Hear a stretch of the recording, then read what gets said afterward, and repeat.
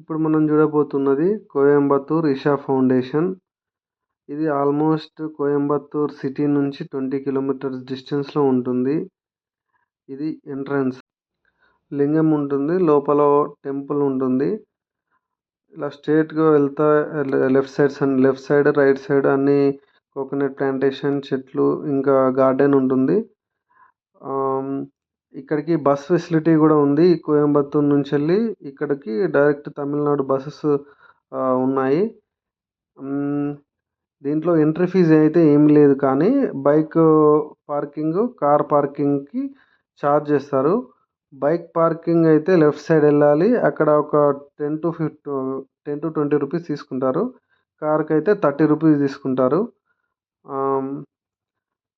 ఇమ్మీడియట్గా టోల్ అనేది కట్ అవుతుంది. రైట్ సైడ్ వెళ్తే కార్ పార్కింగ్ ఏరియా ఉంటుంది. అక్కడ మనం కార్ పార్క్ చేసేసుకొని ఇక్కడ లెఫ్ట్ సైడ్లో చూస్తే శివుడి స్టాచ్యూ కనిపిస్తుంది.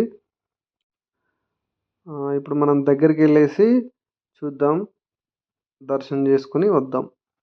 ఇది మొత్తం వెలయనగిరి హిల్స్తోని సరౌండ్ ఉంటుంది. ఇది ఆల్మోస్ట్ 150 acres ల్యాండ్లో ఈ స్టాచ్యూ అనేది కన్స్ట్రక్ట్ చేశారు. Fully peaceful area and statue అనేది 112 feet tall and 45 meters long, 25 meters width ఉంటుంది. అప్రాక్సిమేట్లీ 500 tons ఉంటుంది. శివుడి ముందు ఒక లింగం ఉంటుంది, దాన్ని దర్శించుకొని శివుని దర్శించుకోవాలి.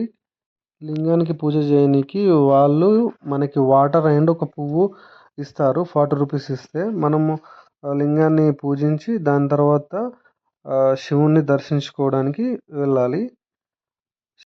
నేనైతే 3 ప్రదక్షిణలు చేశాను శివుడి చుట్టూ.